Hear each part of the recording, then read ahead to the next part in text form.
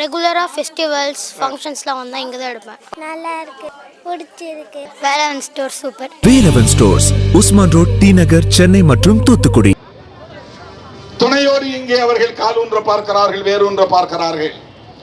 பெரியார் திராவிடர் கழகத்திற்கு மட்டுமல்ல, பெரியார் திராவிட முன்னேற்ற கழகத்திற்கு மட்டுமல்ல, பெரியார் திராவிட இயக்கங்களுக்கு மட்டுமல்ல, ஒட்டுமொத்த மக்களுக்குமான தலைவர், ஒரு மாமனிதர். வடமொழியிலே மகாத்மா என்றால் தமிழிலே பெரியார். இவரும் மகாத்மா தான். மகா என்றால் பெரியார், ஆத்மா என்றால் பெரிய ஆள் என்றுதான் பொருள்.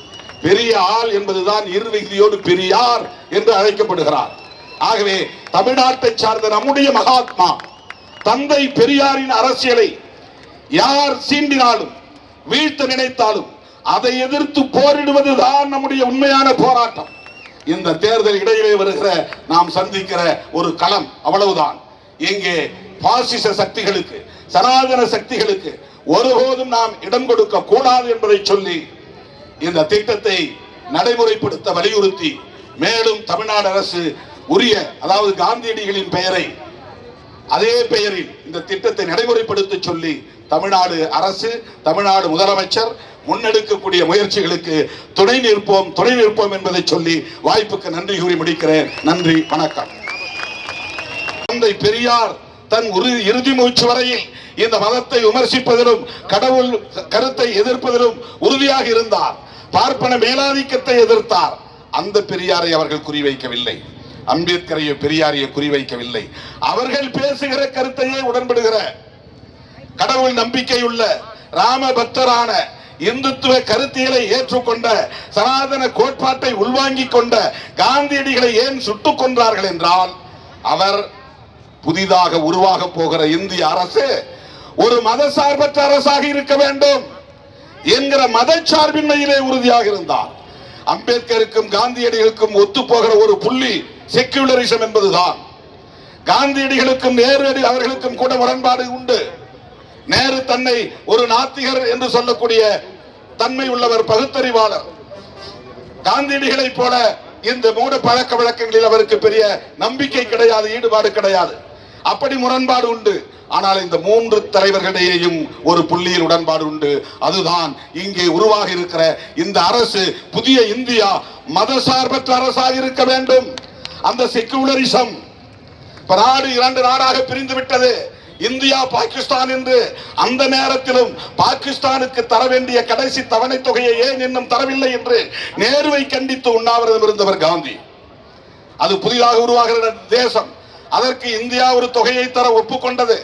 2 தவணை கொடுத்தாகிவிட்டது, கடைசி தவணை கொடுக்கவில்லை. ஏன் தாமதம்? அதை உடனே தாருங்கள் என்று பாகிஸ்தானுக்கு நிதியை உடனே தர சொல்லி உண்ணாவிரதம் இருந்தவர் காந்தி. இந்துக்களும் முஸ்லிம்களும் ஒற்றுமையாக இருக்க வேண்டும் என்று சொன்னவர் காந்தி. புதிதாக உருவாக இருக்கிற இந்த அரசு மதசார்பற்ற அரசாக இருக்க வேண்டும் என்று வலியுறுத்தியவர் காந்தி. இதைத்தான் கோட்சே கும்பலால் பொறுத்துக் கொள்ள முடியவில்லை. இந்து மகா சபையை சார்ந்தவன் RSS இயக்க தலைவர்களோடு உறவாடி சதித்திட்டம் தீட்டி அவரை பார்த்து வணங்குவது போல் இரு கைகளையும் கூப்பி அவரை நெருங்கி துப்பாக்கியால் சுட்டுக் கொன்றார்கள். ஏன் காந்தியை சுட்டுக் கொன்றார்கள் என்றால், மதச்சார்பின்மை கருத்திலே அவர் உறுதியாக இருந்தார் என்பதுதான். அந்த மதச்சார்பின்மைக்காகத்தான் இங்கே நாம் அனைவரும் கூடியிருக்கிறோம். இந்த அரசு, இந்த கூட்டணிக்கு நம்முடைய முத்தமிழறிஞர் கலைஞர் அவர்கள் வைத்த பெயர் எவ்வளவு முன்னுணர்ந்து வைத்திருக்கிறார், தொலைநோக்கு பார்வையோடு வைத்திருக்கிறார், கருத்தியல் சார்ந்து வைத்திருக்கிறார். மதசார்பற்ற முற்போக்கு கூட்டணி. இந்த கூட்டணியே மதசார்பற்ற முற்போக்கு கூட்டணி.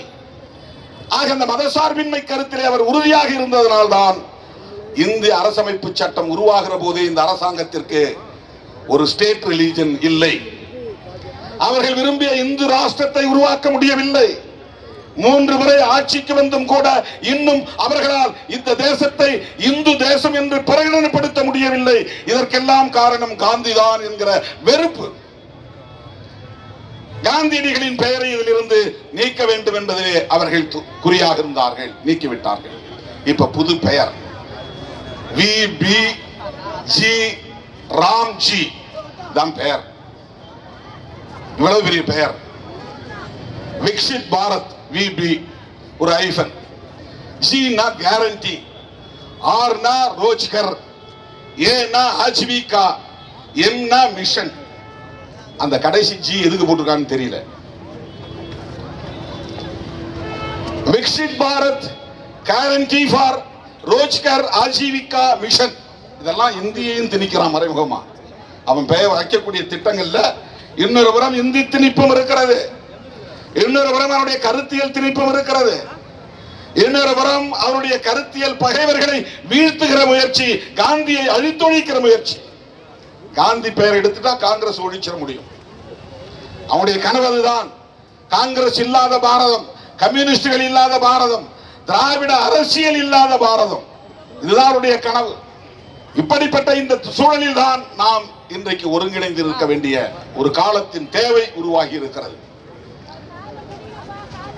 ராம் ராம் என்று சொன்னவரின் பெயரை மாற்றிவிட்டு ராம் என்று வரக்கூடிய வகையிலே ஒரு பெயரை உருவாக்கி இந்த புதிய திட்டத்திற்கு 125 நாள் நாங்கள் வேலையை உயர்த்தி இருக்கிறோம் என்கிறார்கள்.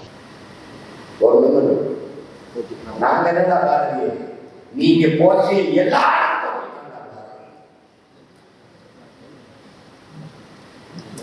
சொல்லி முடியாத சாதாரண சொல்லிக்க. ஆழ்ந்த கவிஞர், அனைவருக்கும் முன்முதலாய் தோன்றும் கவிச்சுடரே, தோன்றும் கவிச்சுடர். எல்லா கவிஞருக்கும் ஆழ்ந்த அறிவார்ந்த கவிஞர்கள் எல்லோருக்கும் முன்முதலாய் தோன்றும் கவிச்சுடரே என்று வருவென்று ஏங்கி இருந்த சுதந்திரத்தை கண்டவன் போல் பாடி வைத்த கற்பனையே யாரு? கவியரசு கண்ணதாசன். சுதந்திரம் கண்டிப்பான சுதந்திரத்தை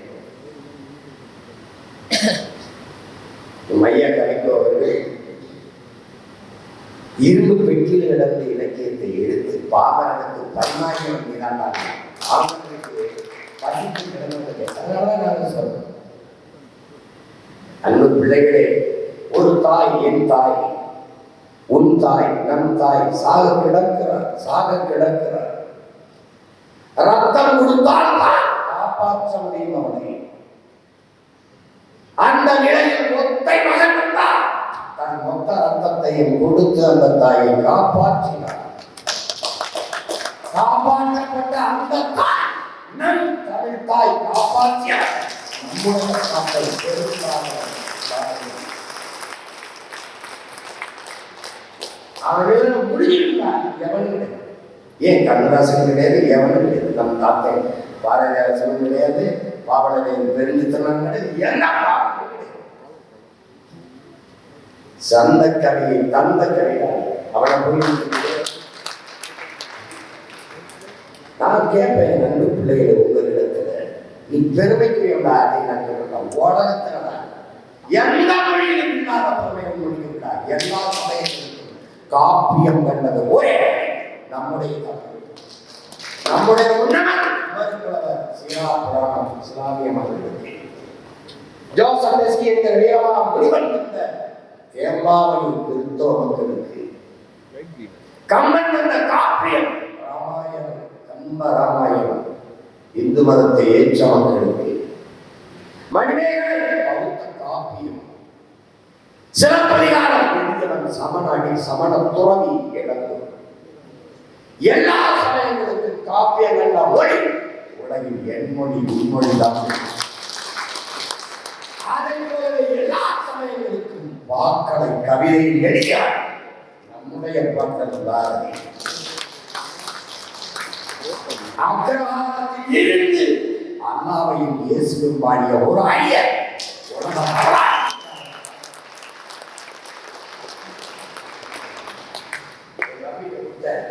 அவங்க இது பண்ணினார். அச்சகாரத்தில் கொண்டு அல்லாவை புகழ்ந்தவன் அதே இறைவன் இயேசுவை புகழ்ந்து பாடியவன். கண்ணனையும் பாடினான், காரியமும் பாடினான், அல்லாவையும் பாடினான், இயேசுவையும் பாடினான். அந்த பெருமைமிக்க புலவனை போட்டுதான் ஓட்ட உடனே உங்களை என் பிள்ளைகளை எடுத்து தெளிவாக எடுத்து வச்சு வச்சுட்டான். கீழானவன் இதெல்லாம் பேசிட்டாங்க. நம்முடைய ஈவேரா அவர்கள் அதல்ல, நான் எப்பவுமே உனக்கு சொல்லுவேன், உனக்கு வேண்டுதல் நீ என்ன பண்ண, நீ பாட்டு போ, எதிரி தோற்க வேண்டும் என்று போராடாதே, வெல்ல வேண்டும் என்று போராடு. யாரும் கோட்பாடு ஐயா ஈவாராவை இகழ வேண்டும் என்பது நம்ம நோக்கம். நம் பாட்டன் பாரதி புகழும்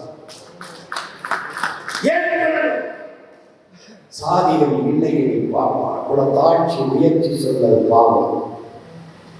காடு உரிமை எங்கள் சாதி, நீர் கடலும் மலையில் எங்கள் கூட்டம்.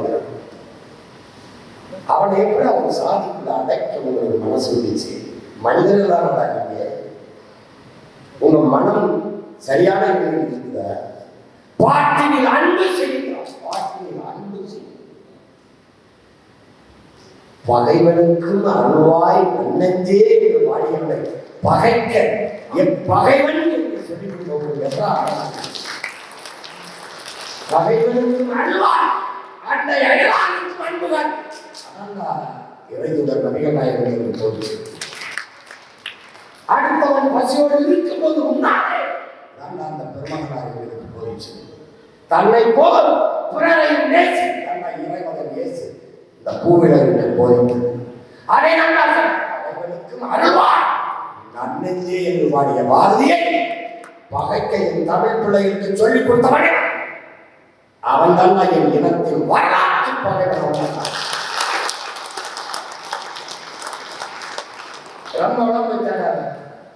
உன் தாய்மொழியை அழிய விட்டு விடாதே, அழிஞ்சிருமா விட்டாத சென்று எட்டத்திற்கும் தலை செல்வங்களை அவன் தொடர்ந்து சேர்த்து நம்ம மொழியை சாக நம்ம மொழி உயர்ந்துதான்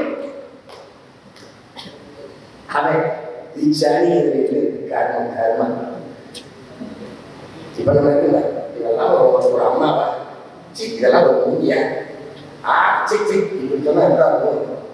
பொருள் ஜெயில் போயிருக்கோம்ல இவன் ஏன்னா ஆள் இல்லை படத்தை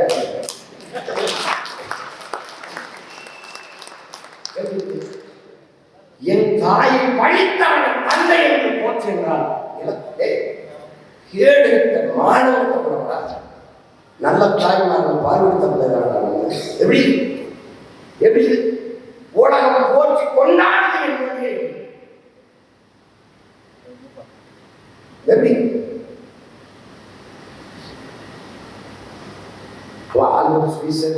மூன்று துறைகள்ல முதுகலை பட்டம் பெற்றவை. இப்படி ஒரு நூலை நான் படித்திருக்கிறார் திருக்குறள. டால்ஸ்டாய் காந்திக்கு கடிதத்தை ஐயோ இப்படி ஒரு நூலுங்கிறான். நீ எதை மதம் என்ன வகை தெரியும், என்ன ஒரு போக்க தெரிவிச்ச என்றால் பசிகாரமான ஆயினும் சங்கேற்க சார்பு மனித வினை தத்துவம் மனிதனும் நீத்தலும் வேண்டாம் படித்தது வைத்து விடும். இதை விட முடிய வழக்கம் எது இந்த சமூகம் இந்த உலகம் எதை தவறு எது நீதி எது கெட்டது எது அநீதின்னு சொல்லி அதை செய்யாத தேவைப்படாத உலகம் படித்தது ஒழித்து விடும். இதெல்லாம் தப்பு செய்யக்கூடாதுன்னு செய்யாது.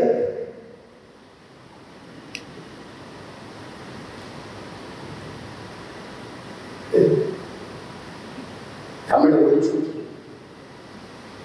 நான் எதுக்கு ஹிந்தி எதுக்கிறேன் தமிழ் அழித்துங்கிறது இல்லை. ஆங்கிலம் படிக்கலாம் வாங்கி ஆங்கிலம் படி அது அறிவியல் மொழி. ஆங்கிலம் நாம் மட்டும் பிச்சை 500க்கும் மேற்பட்ட கலைச்சொற்கள் வேர்ச்சொற்களை நான் போடுறேன் பிச்சையா போடுறேன். அதை பல தடவை சொல்லியிருக்கேன். வேணா எங்கள் அப்பா அடியார் எழுதின புத்தகம் எடுத்து படி. அது தெளிவா எந்தெந்த வார்த்தையை எங்கேயும் கொடுத்துக்கணும்னு அவர் தெளிவா சொல்லிடுவார். எடுத்து படி. உடனே சொல்றாரு ரொம்ப புதுவார் அப்படின்னு. என்னடா புதுவது? என் பேச்சு ஒரு எக்ஸ்போர்ட் ஸ்பீச்.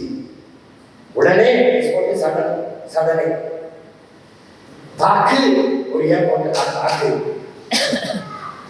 இது என்ன? என்னுடைய கோல் என்னுடைய காசு கேசு, என்னுடைய நாவாய் அவனுடைய நேர்வி, என்னுடைய கட்டுமரம் அவனுடைய கட்டுமரான் என்கிட்ட இருந்து திருடி வச்சுட்டு அந்த மொழி எனக்கு அறிவு கற்பிச்சு அது அறிவியல் மொழின்னு. எது முல்லையும் குறிஞ்சியும் முறைமையும் திரியும் நல்லியும் இருந்த நிலம் நடுக்குற்று பாலையிலும் படிமம் கொள்ளும் இது அறிவியல் மொழி இல்லையா? அகர முதலை எடுத்தெல்லாம் ஆதிபவன் முதற்சே உலகின் பிக்பேங் தியரியை பாடிய பாட்டு அறிவியல் மொழி இல்லையா? உலகின் எல்லா மொழிகளும் இங்கே தொடங்கியது வாழ உலகம் தோன்றியது சூரியன் இருந்தது பகவான் பகவான் சூரியன் இருந்தது வந்தது. அது அறிவியல் மொழி இல்லையா? மணிநீரும் மண்ணும் மலையும் அணிகளும் காடும் உடையது அரண். அது அறிவியல் இல்லையா? இது உயிரியல் இல்லையா?